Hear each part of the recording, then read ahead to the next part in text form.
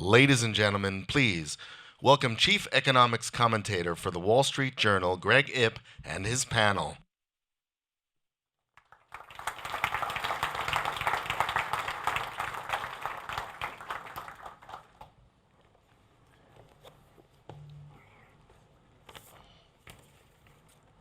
Good morning, and thank you very much. We meet on a wonderful morning in Washington, and the economy is a little shaky, but still looks pretty awesome. Unemployment 50-year low. This month we entered possibly the longest business expansion in U.S. history. Everything looks great, with one exception, the fiscal picture. It looks terrible. The debt-to-GDP ratio is at a post-war, post-1950s high, and it seems to be headed higher. We're experiencing fiscal deficits that are normally experienced only during recessions. And so the panel this morning is going to sort of challenge, it's going to ask that very sort of like existential question, is this something to worry about? If so, why? And is it something not to worry about? And if not, why not? And to discuss these questions, we are blessed with a terrific panel. On my far left is Kent Smetters. He is a professor at the Wharton School at the University of Pennsylvania, and he is director of the Penn-Wharton budget model. Next to him is Beth Ann Bavino. She is U.S. chief economist at S&P Global Ratings Group. If you're upset that S&P downgraded the United States a few years ago, you can bring it up with her afterwards. And then just to my left is Olivier Blanchard. He goes by many titles. Currently, he is senior fellow at the Peterson Institute for International Economics. Before that, he was best known as chief economist of the IMF. Before that, as chairman of the Department of Economics at MIT and doctoral dissertation advisor to approximately 50% of people with PhDs in this country. But Olivier, your most recent title, if I may, is enfant terrible of macroeconomics vis-a-vis fiscal policy. And I say that because, as the audience may know, there's been a big rethink going on in economics about the dangers of debt. And you are kind of at the center of that debate. You gave a speech. I was there in front of thousands of people at the American Economic Association, where you essentially turned conventional wisdom on its head and said that maybe the terrible things we think about with big debts aren't as terrible as we've come to believe. Can you lay out for us your thesis about why we need to rethink some of these assumptions about debt? With pleasure. And what led me to choose the topic of a speech I gave at the AA meetings and to focus on this issue was the decrease in interest rates, safe interest rates, since the mid-80s, which continued fairly steadily and has continued. And if we believe markets, is going to continue for a long time. We now have rates which are historically extremely low and even more strikingly lower than the growth rate. And so I realized this was... In other words, if there's a growth rate of 4% nominal. Right, we are basically at 2.5%. Well, if you look 10 years out, 2.1 now, and probably a nominal growth rate of about 4%, right, 3.8. And I realized this was a very unusual environment, and it was worth just revisiting the basic theory of deficits and debt in that context. So it's a fairly academic paper with clearly substantial implications for policy, and that's what I did. And if I were to summarize the two conclusions that I drew from that, the first one is the cost of debt is lower. That's nearly trivial. Both the fiscal cost of debt is lower because you pay lower interest rate, so that debt dynamics are more appealing.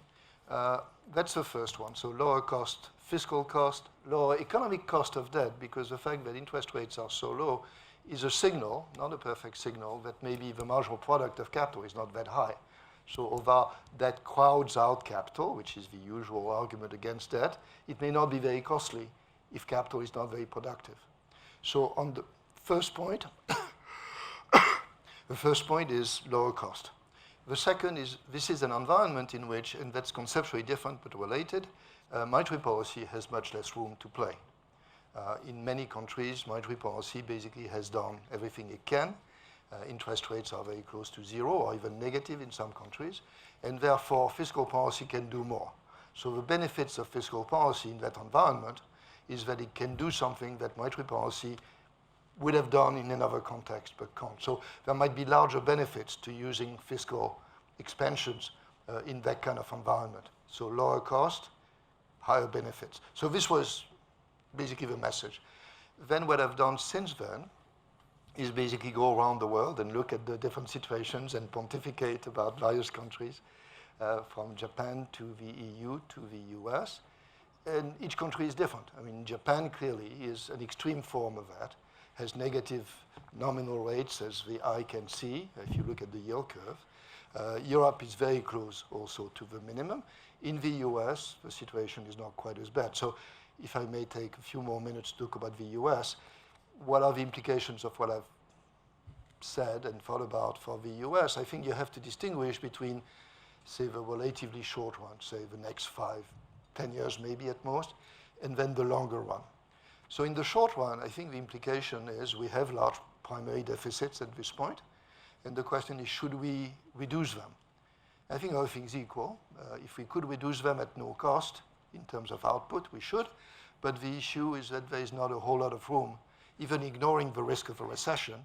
If we were to have a drastic fiscal consolidation over the next few years, the Fed would probably have to decrease interest rates to offset some of a decrease in demand, and the Fed might find itself again either at the zero lower bound or at a rate that is not very pleasant. I think we all want the Fed to have a bit more margin to play with than being back at zero. So I think the conclusion for the US is, in the absence of a recession, decrease the primary deficits at a rate which does not put into question growth, which basically is a statement about the strength of private demand itself and the ability of the Fed to decrease interest rates. So I think at best it implies a very slow decrease in primary deficits. If there is a recession, my own view, we want to come back to this, the Fed doesn't have the ability to really handle a regular run-of-the-mill recession, and so fiscal policy should be used. In that context, I have no doubt that it has to be used. Yes, it might increase debt, but not a catastrophe. So this is for the next 5, 10 years. For the longer run, I was at the CBO advisory meeting on Friday, and it's clear that there are trends which are extremely worrisome. And if nothing is done in terms of Social Security or Medicare or various other programs, we are on a trajectory of increasing debt. And I can see no reason for wanting this. So it's clear here that my advice is very much the same advice, I think, as the other panel members, which is we have to think now about adjusting for Social Security benefits or contributions, and for Medicare and various other aspects of the budget. We have to start now. I have no desire to see debt increase to 150%. So just to be clear, you're not saying debt does not matter? That does matter. The way I've said this, you try to find a sentence which characterizes what you think without people being able to take it one way or the other. I'm not an MMT person. I do not agree with modern MMT. monetary theory, the idea that you can print your way The way out I of say any it debt. is debt is bad, but not necessarily catastrophic. I think that captures where I am. Ken, let me turn to you now. Of course, your model is sort of a central workhouse model that we use to try and address the extent to which debt is harmful to the economy. And I'm very familiar with your work. And one of the mechanisms by which it always reminds policymakers about the trade-offs is the crowding out effect, is that when you run up the debt, that's money that's not available for private investment. Just how much do you agree with Olivier's broad point here? Do you think that perhaps he minimizes some of these harmful long-run effects? So we basically agree with Olivier on when it comes to per dollar of debt, we agree that the cost per dollar has gone way down relative historic levels. The borrowing rate is quite low. In our model, we actually have the real maturity weighted borrowing rate for government slightly negative right now in our model, because. And how does that compare historically? It's much lower than historically, easily 300 basis points lower than if you go to pre-2008. And Olivier, you mentioned backstage, I wasn't allowed to talk about marginal product of capital, but Olivier brought it up. And so, in particular, the Overton window has moved. Sorry. That's right. And Beth and I both read his textbook growing up. And so, if the textbook author is willing to say that. But the marginal product of capital is this idea. It's simply what is the return that private investors, given that they face risk, what do they require to invest in risky capital projects versus something that's safer like government debt. And we are currently projecting, and we've been using this all the way since the Tax Reforms and Tax Cuts and Jobs Act and before, marginal product of capital is about 350 basis points below what the pre-2008 simulation studies used to use. In particular, we're right now at this, for 2020, at 5.4%. It does tick up over time, but by 2040, it's only going up to 6.1% on a real basis, so quite a bit lower. The issue is simply the sheer size of debt. And in particular, we have the sheer size of debt increasing quite a bit by 2050, approaching about 190% of GDP. That's about 30% of GDP, a little bit higher than CBO. There's various reasons why we're a little bit higher. But whether you use our number or CBO's number, the crowding out effect, that is, households are deciding, where do I invest my dollar? Do I put it into private capital projects, or do I buy government debt? Which, as Michael Peterson in his opening remarks reminds us, that's really affording consumption today without paying for it today. It's really fast-forwarding consumption. And that's still, even under these really favorable assumptions. And by the way, we also make other technical assumptions that, if anything, are very debt-friendly. Very robust international capital flows. Things that I don't actually completely believe, but to err on the side of, if anything, being debt-friendly, we still find big crowding out effects. In particular, by 2040, we're finding that if we could just stabilize the current debt GDP ratio, not even go back to pre-2008 levels, just the current debt GDP ratio of around 80%, we could stabilize that going forward. We would have pretty sizable increases in GDP that are 1 to 3% of GDP. By 2050, we're talking about 2 to 6% growth in GDP. If you put that in the context of like the Tax Cuts and Jobs Act, we're talking about a change about 1 to 3 times bigger than what you would get from a long-term package like the Tax Cuts and Jobs Act. And it's so far that it's about the only policy of trying to figure out how to stabilize the debt GDP ratio. Relative to other fiscal policies, it's still the biggest kicker in terms of stimulating the economy.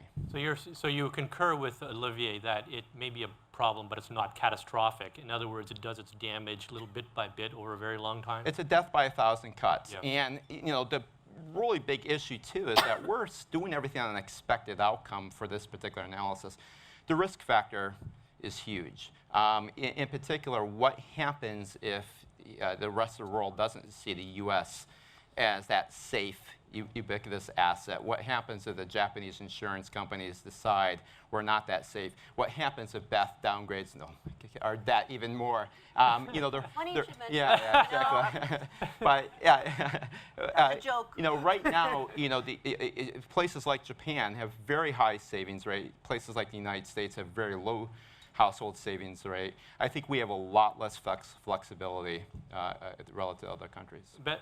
Beth Ann, that was perhaps not the way you would have wanted to introduce, but nonetheless, I'm going to follow up on that point. In fact, I well remember back in 2011, I was reporting on the fact when S&P downgraded the United States debt rating. And I do remember what happened to bond yields. They went down. And today, with the largest peacetime debt to GDP ratio in modern U.S. history, we're looking at real bond yields of around 0. It is very hard to see the bond market vigilantes are either dead or euthanized, sedated. And if the bond market's not getting worked up about our debt, why should we? What do you read into the bond market in terms of what we should or should not be worrying about with respect to our fiscal situation? Well, the bond market has certainly the markets don't care until they do, for one thing. So let's see what happens. They didn't respond to the debt ceiling crisis as well, largely because they thought the government would, do the right thing after they've gone through every other option possible, and that probably is the same case this time as well. In terms of where we are, you keep in mind that The S&P Global downgraded the U.S. to AA+. That is still very, very high in terms of investment grade. And there are other factors that went into that. Now, one of the big factors was governance, basically poorer governance, and that really hasn't changed so much even today. The other things that are in play here, of course, we also have, when you look at the S&P, I should note that I'm not a rating analyst, but I do work with them closely. We'd also want to say that we have different factors that are in play with our measure, our overall measure for the sovereign group, for the sovereign debt rating. One of them is the debt. That is actually at the lowest in terms of, we have a factor of 1 to 6 in terms of 1 is the highest, 6 is the lowest. The debt, U.S. debt, government debt is at the lowest at 6. Can't go lower than that. The fiscal side of things is also, or the flow factor is also at play there. That is rather low, not at the lowest it can go. But then there are other factors that go. When we talk about institutions, yes, governance, particularly on Capitol Hill, lawmakers on Capitol Hill gave the sovereign rating a ding. But there are other institutions, the Federal Reserve, for example, many other institutions in the U.S. government, which are still, moving very well. And then the last thing to keep in mind that is actually a real strength for the U.S., and we don't see it changing anytime soon, is the dollar as the reserve currency. When you think about the money, 60% of world reserves are in is in the U.S. dollar, and that gives the U.S. government gives the U.S. a significant amount of cushion going forward. Well, let me actually address that last point about our institutions, right? And so, in fact, there's been a lot of discussion in the last week or two since the president threatened and then retracted the threat to put tariffs on Mexico because of the immigration issue. There's a variety of other things. The United States reimposing sanctions on Iran, despite the fact that U.S. allies have not done the same. And there's a concern that the U.S., by essentially using these economic tools in unilateral sense, is eventually going to give other countries incentives to work away or around the U.S. dominance of the global financial system. Britain and France, I believe, are working on an alternative dollar payment system to continue business with Iran. And then you mentioned the Federal Reserve. There's been a lot of concern about the president's, very vociferous criticism of the Fed. He's been at it just in the last day or two about some of the people he has contemplated nominating to the Federal Reserve. How much should we worry about the institutions of the United States, which are currently, as you say, a strength of the rating, actually turning into a weakness? Well, so the Federal Reserve certainly holds and very tightly holds to the fact that they are an independent body, and I think that will still hold. They certainly they hold that very tightly, and they continue to make that point. I do think that while the president's tweets on the Federal Reserve and on Chair Powell adds much more confusion to markets, it actually adds to the worry of credibility in terms of markets impressions. I don't think the Fed has changed their position because of that. I know there's an argument about did the Fed decide to lower rates or decide to stay on hold because of what President Trump is saying. I don't think that was the case at all. Although I do think that the market turbulence could be at play in terms of the Fed's decision. And is the market turbulence tied to some of the actions on Capitol Hill? Most likely so. So you're seeing kind of a circular effect there. But I do think that the institutions, particularly the Federal Reserve, still stand strong. Let's turn the. I'd also want to add, though. Remember the two nominees also never made it as well. So. Olivia, did you want to add something? Yeah, on the risks. There are always risks when you have high debt, but the investors will basically get scared and run away. And sudden stops we've seen in many Latin American countries, and I worry about it. So 2 points here. The first one is how do you decrease these risks? And if you basically embark on a fiscal consolidation, which may have effect on output, and you decrease that from, say, 120 to 118, which implies quite a bit of fiscal consolidation if you do it in a year, it's not going to basically change very much objectively the risks. The others is that even if, what do you do if the investors suddenly wake up, to use the usual expression?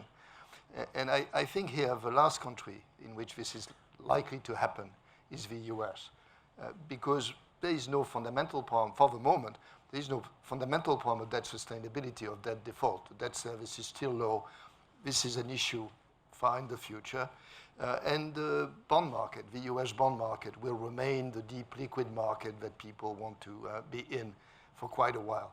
So there are risks, but I'm not sure that they are very large for the US, and I'm not sure that major fiscal consolidation starting now would actually decrease this risk very much.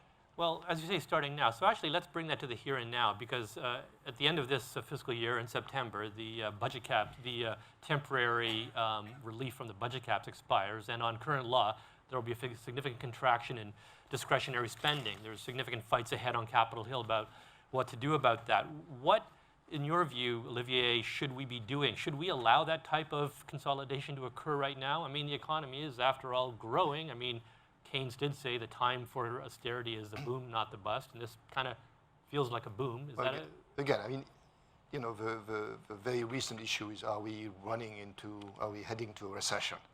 If we're heading to a recession, then almost surely you don't want to have fiscal consolidation at that point. But leaving this aside, suppose that the economy continues to basically have the same level of private demand. If you basically have a fiscal consolidation, say, of 1% of GDP, this implies that the Fed, in order to offset it, would have to decrease the rate by 100, 150 basis points. I don't know if Kent and my panel members would agree with that, but we would get very close then back to very, very low rates. I would be a bit worried. So I think if there is no whiff of recession, I would probably decrease the primary deficit a bit, but not much, not as much as is implied by just letting these things end. Beth Ann, what do you think? Should those budget caps be allowed to bind once again? What are the risks? So in terms, you're talking about are we talking about the So if I recall correctly, the debt ceiling? well, not just the debt ceiling, but I Talking believe about that there are budget caps that have been put in place as part of the 2001 Oh, debt yeah, ceiling that, bill. gosh. And we're now, Yeah, It yeah, resolved the back last in the debt ceiling, day, yeah. gosh. So, I mean, well, they're rather small from when I think about it. When you're talking about the budget caps that would go into place, they're rather small. Now, would they, right now we see the expansion. So in terms of where we are, kind of back to what Olivier was saying, that we see the expansion. We do see a slowdown in the expansion. The question is it a soft patch or quicksand? Right now, we still think it's a soft patch. We're seeing growth slowing in 2019 to, it's going to feel like a quicksand to some, but it looks like it's slowing to still above trend growth at around 2.4% this year, slowing further in 2020. I think that in terms of what we could expect from Capitol Hill, you know, the timing would be, you could see a small kind of consolidation, but rather you don't need to move too quickly, I suspect. Right now, we'll see what lawmakers say on that. Given that we are seeing a bit of a slowdown, we see the Fed worrying. We also see the trade dispute adding even more fire to the more fuel to the fire. I suspect now would be a time to kind of take a break. So I guess the central question is, so even if you don't want to get the debt to GDP ratio down, on current law and current policy, it's going to go up. And so some austerity would be necessary just to stabilize the debt to GDP ratio. We could start this fall by allowing the caps to bind partially or completely. Ken, I guess the quick key question is, should we at least now aim to at least stabilize the debt to GDP ratio? Yeah, so I actually am one of the few economists that like things like budget caps and, you know, having this annual or semi-annual discussion about the debt ceiling and things like that, simply because it forces that conversation. Normally, economists think that these caps are so arbitrary. Why would we impose those on ourselves? I think it's good to have those conversations.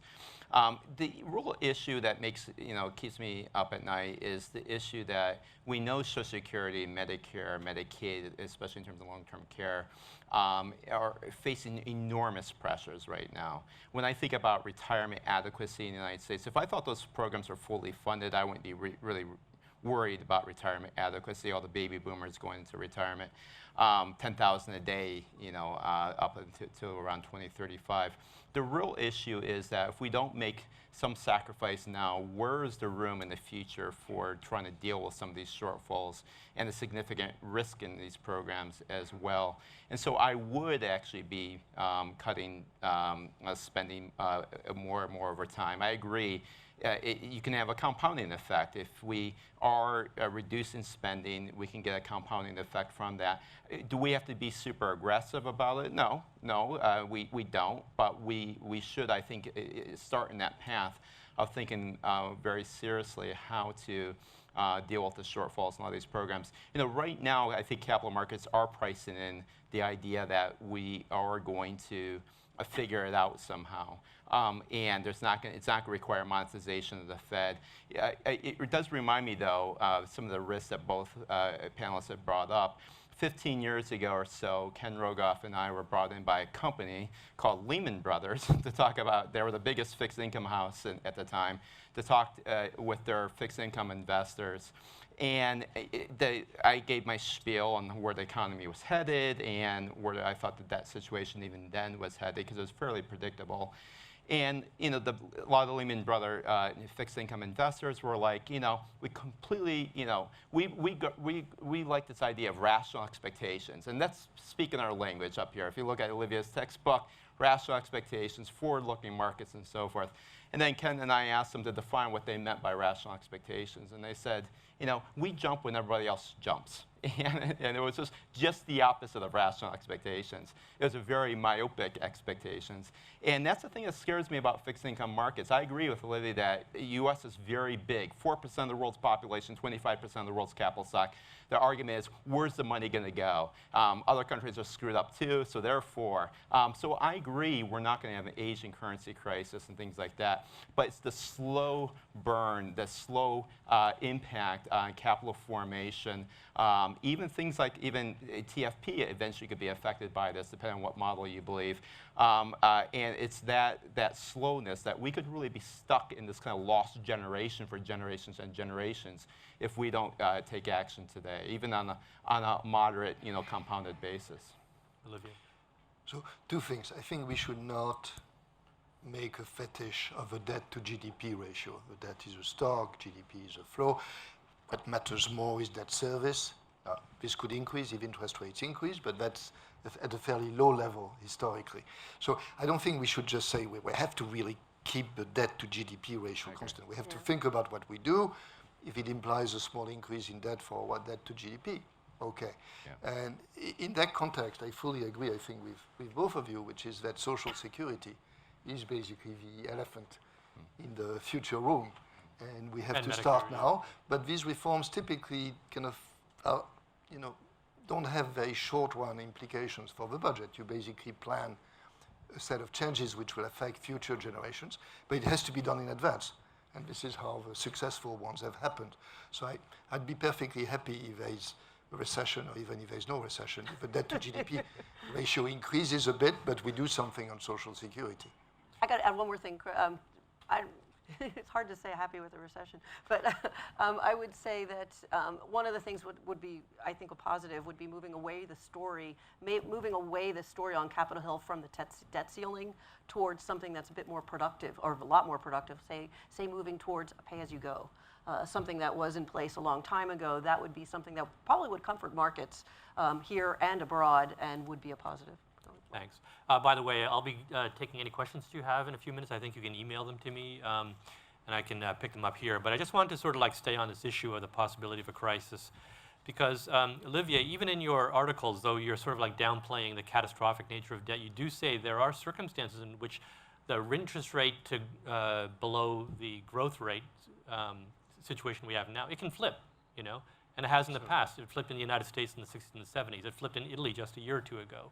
So how do we, first of all, how seriously should we take that risk? Number 2, are there any sort of warning signs or sort of fundamental changes that we should be especially careful about encountering, because those are the kinds of things that would actually foreshadow sudden change in the interest rate to growth relationship and the onset of all these dangerous dynamics? Yes, no, I've worried very much about this, and R minus G, to be technical, can flip sign, right? The question is why. So I can think of 3 reasons. The first one is that we accumulate so much debt, and Ken is right that this increases the equilibrium rate, and that goes above. This would be a very slow process, and there would be time to adjust. We'd have to adjust. The second is that, to be perfectly frank, we do not, at least I do not, I don't want to talk for the profession, we've had this steady decrease in the interest rate since the mid-'80s, continuing a bit more in the crisis, but continuing now. And we have no explanation, or another way of saying this, we have 10 explanations.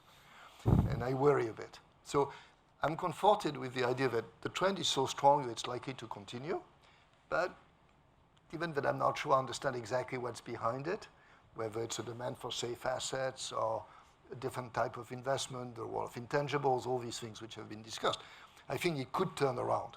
So I do not exclude the possibility that the equilibrium interest rate, if you want to use that word, would go up. Again, I think it would be a slow process, in which case, if it happened and you invite me again in 5 years and R is higher, I will basically say, well, I have the same approach, but the numbers are different, and therefore you have to reduce that. The third one, which I think is the most relevant for most countries, particularly in Japan, but I think in the US, is again, kind of this sudden stop Latin American thing, in which the investors suddenly wake up and say, well, end of the world, we sell.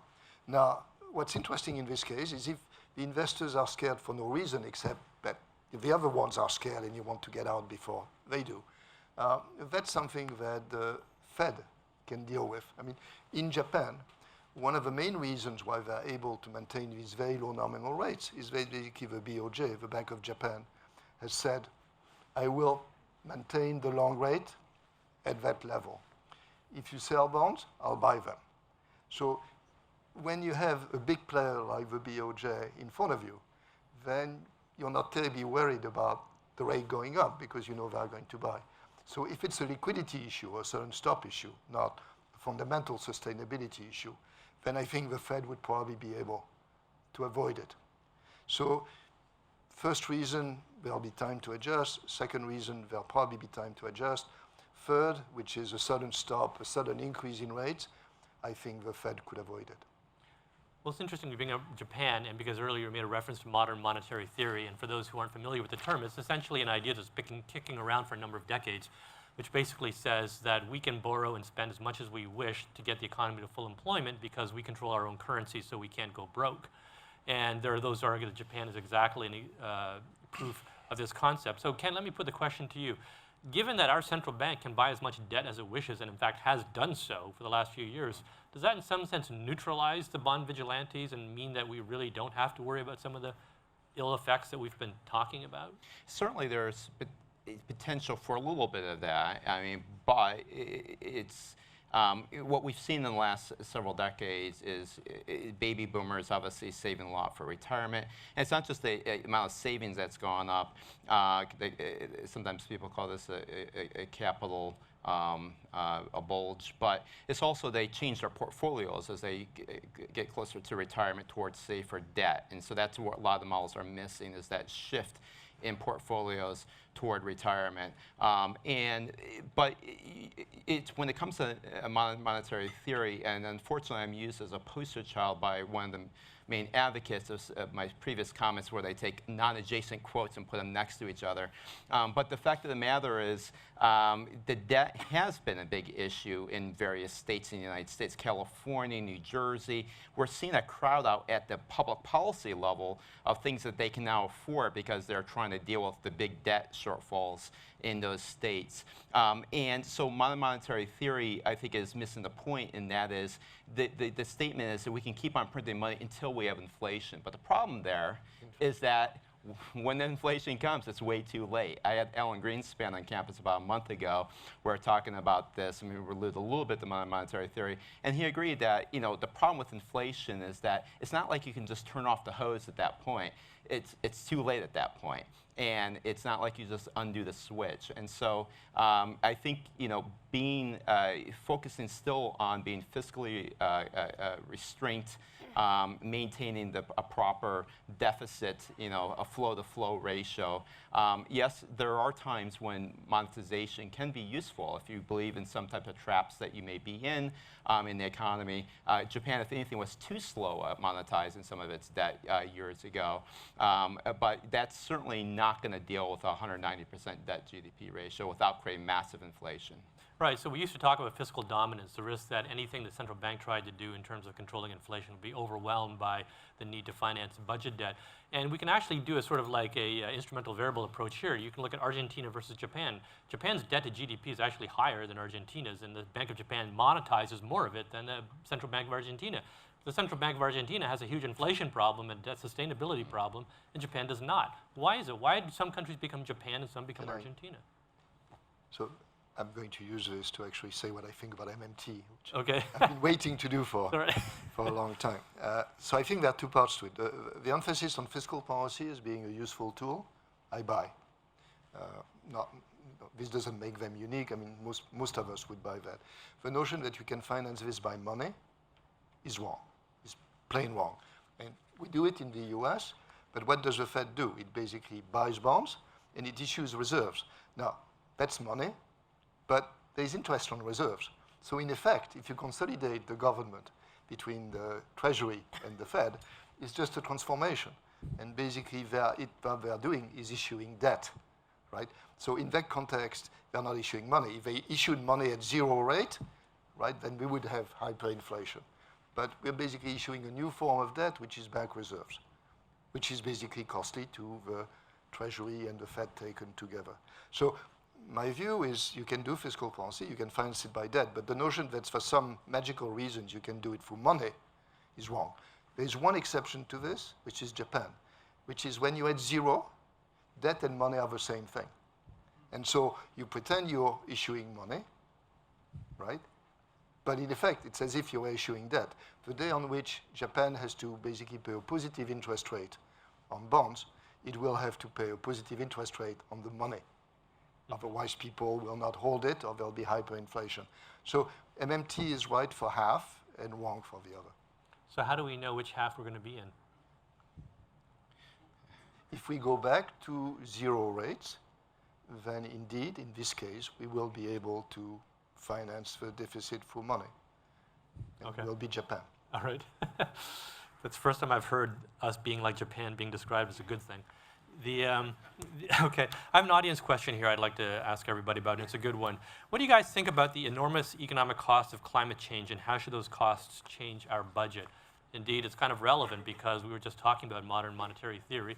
One of the things advocates of modern monetary theory want to do with all that money that we print is to finance a Green New Deal.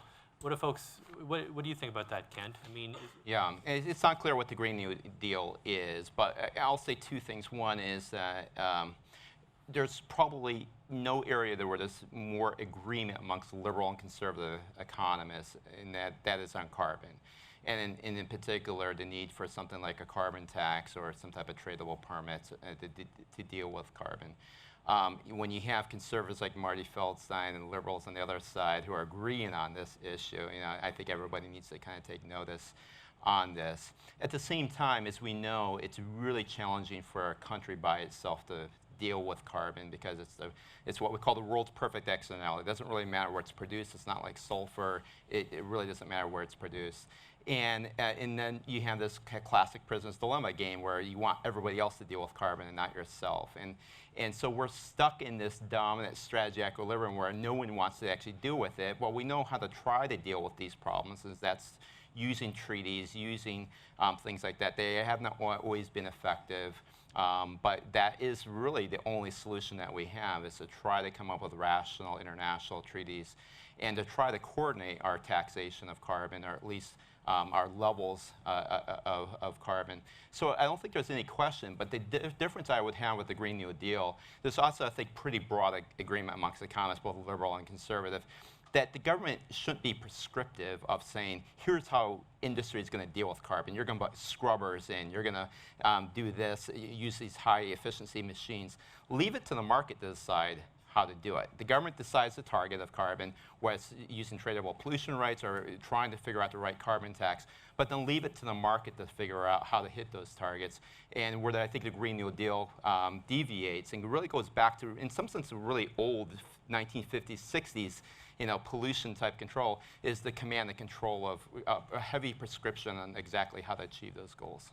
I was going to add that in terms of, kind of in line with what Ken was saying, that you need to have many players, and particularly the two big players, U.S. and China, who are the most most pollutant, I guess you could say, of the world, involved. When we saw the U.S. move away from the Paris Accord, when we saw a number of actions, policy actions that had been softened or unwound in terms of that were tied to environmental concerns, it's certainly an issue and a concern. However, I would say that one positive we're seeing is that as Ken had mentioned, market seems to be involved. You're seeing businesses say they want to have the green stamp of approval.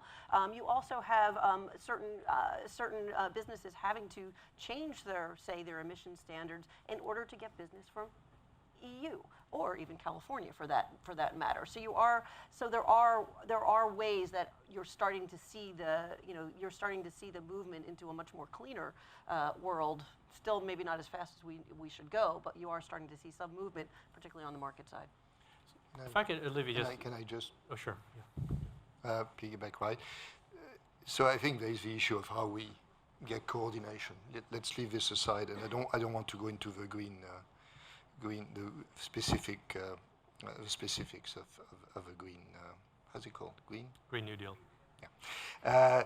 The question is, if we're going to do something, I thought that was your question, could we finance it by debt? It seems to me that indeed, if we're going to do a whole lot for future generations, then it's not inconceivable that we can actually leave them a bit less capital and use that. There's an intergenerational aspect to this. I think if we're serious about climate change and we spend a lot of money doing things now, it may make sense to have a bit more debt. There's a cartoon which you may have seen in which you in 2050 and the world has come to an end.